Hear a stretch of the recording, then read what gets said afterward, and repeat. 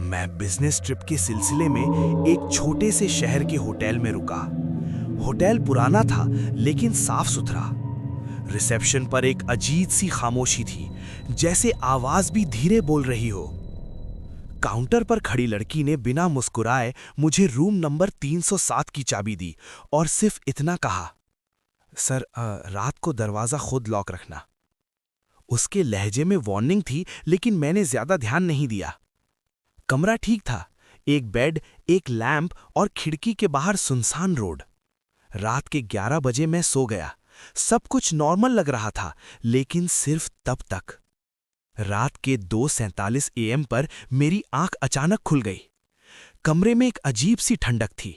AC बंद था, फिर भी हवा चल रही थी। सबसे पहले मेरी नजर दरवाजे पर गई। दरवाजा आधा खुला हुआ था।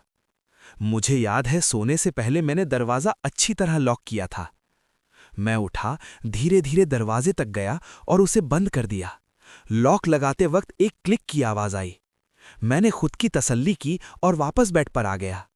लेकिन जैसे ही मैं लेटने लगा, पीछे से फिर वही आवाज आई, क्लिक। मेरा जिस्म सुन्न हो गया। मैंने पलट कर देखा, दरवाजा फिर से आधा खुला था। इस दफा मुझे गुस्सा आ गया। मैंने सोचा शायद लॉक खराब हो।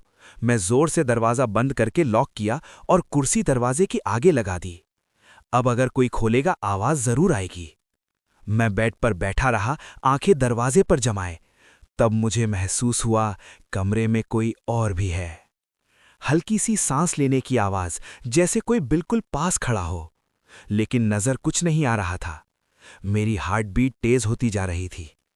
अचानक कॉरिडोर से फुटस्टेप्स सुनाई दिए, धीरे, फिर रुक गए, और फिर दरवाजे के बाहर से कोई धीरे धीरे खुरचने लगा, जैसे कोई नेल से लकड़ी को स्क्रैच कर रहा हो। मैंने हिम्मत करके पीप होल से बाहर देखा।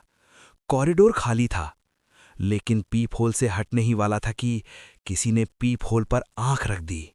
एक लाल, बिना पलक झपकाए आंख। मैं चीखने ही वाला था कि लाइट बंद हो गई। अंधेरे में सिर्फ मेरी सांस और दिल की धड़कन सुनाई दे रही थी।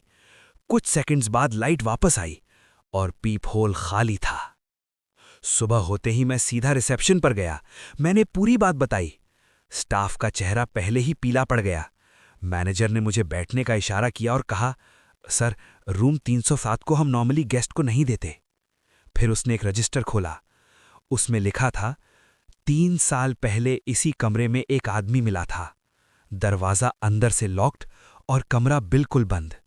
न खिड़की खुली थी, न वेंटिलेशन। फिर भी उस आदमी की मौत घुटन से नहीं हुई थी। डॉक्टर ने रिपोर्ट में लिखा था, लगता है जैसे कमरे में कोई और भी मौजूद था। मैनेजर ने धीरे से मेरी तरफ देखा और कहा, सर, उस रात के बाद से जब भी कोई इस कमरे में सोता है, दरवाजा रात को खुद ब खुद खुल जाता है।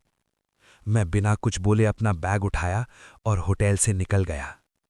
आज भी जब रात को सोते वक्त लॉक लगाता हूं, तो मेरे कान में वही आवाज गूंजती है,